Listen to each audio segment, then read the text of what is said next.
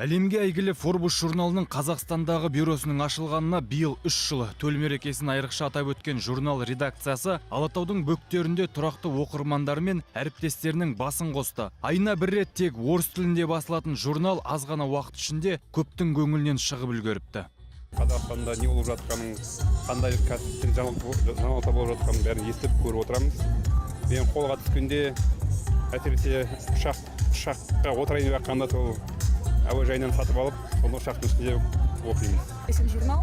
Журнал интересен статьями, такими, наверное, животрепещущие темы и тем, что об интересных людях пишут, тем, которые интересны нам.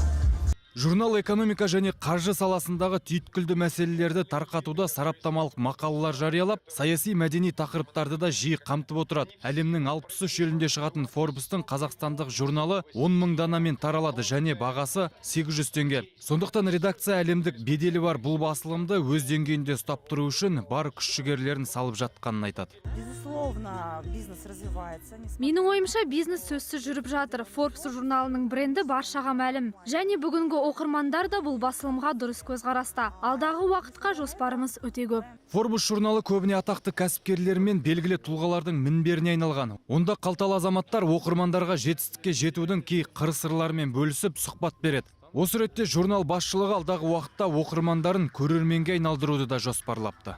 Қазір журналмен қатар сайтты да жетілдіруді көздеп отырмыз. Себебі меніңше осы уақыт ішінде Forbes сайтының аудиториясы қалыптасты деп ойлаймын. Енді техника алып сайттың ішінен қосымша Forbes TV интернет каналын ашу жоспарда бар. Ал журнал қызметкерлері 3 жылдық мерекелеріне тыңғылықты дайындалыпты. Жиналған қауымды әнмен тербеп, соңында таза қанды аттардың көрмесін ұйымдастырды. Биіктігі 1,5 метрлік оң кедергіден секіріп өткен сәйгүліктер таңдай қақтырып келген қонақтарға мерекелік көңіл күй сыйлады.